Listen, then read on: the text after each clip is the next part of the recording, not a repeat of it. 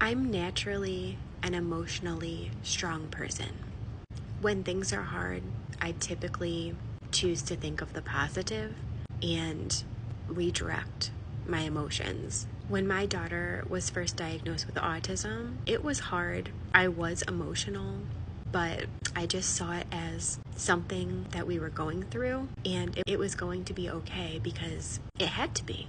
I felt like I wanted to break down and cry. For some reason, I struggled to do that. I had friends that I knew that had children with autism that I could contact. They offered for me to contact them and have a conversation, to talk it out, to start learning, and just to have some support from another parent that was going through the same situation. Of course, I was told by my support system that I should reach out to other parents in the same situation for support and try and find a support group. Everyone processes so differently. At that time in my life, I needed to be alone with my thoughts. I needed to do my processing alone for the most part. I could talk to my husband, of course. We were going through it together. I was more emotional with him. But when it came to my normal support system, it took me a while to actually know what I was feeling.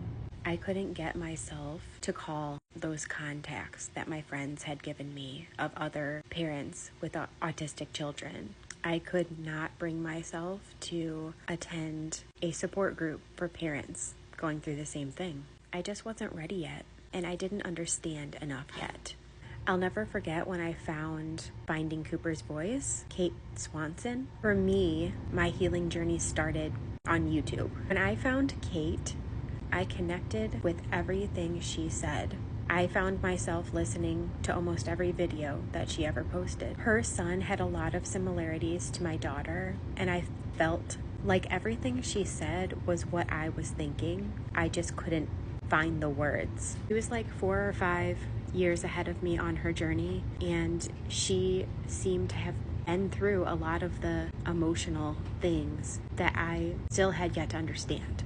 I'll never forget one of her videos. I think it was her most viral video. She was talking about when you make that switch from my child could be a doctor or a lawyer one day, and thinking about their career and thinking about, even though they have autism, we can get through this and they can still be whatever they want to be. Making that switch from that mindset to quality of life.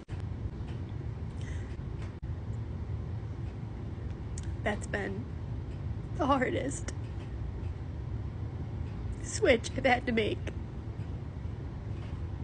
I don't think anything can prepare you for that switch. At some point, that's the reality.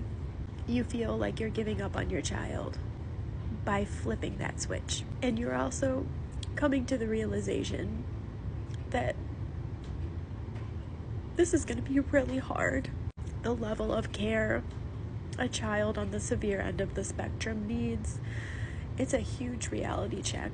I remember listening to that video of hers over and over and over because it felt like nothing ever resonated with me more. It feels like you're not supposed to talk about that because it's like you're giving up on them.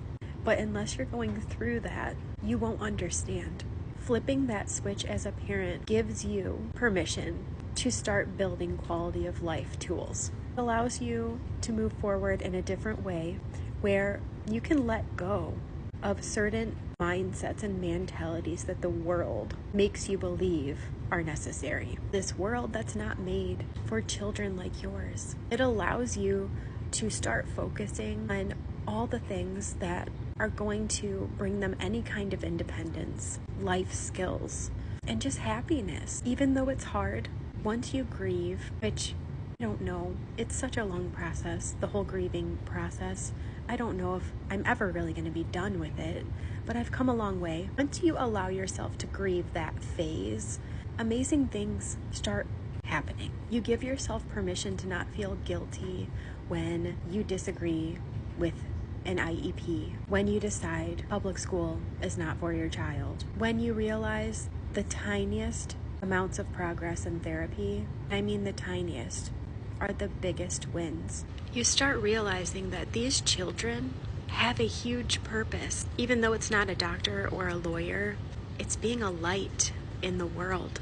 These children are here to hold light and love. You come to realize that their job is just as important.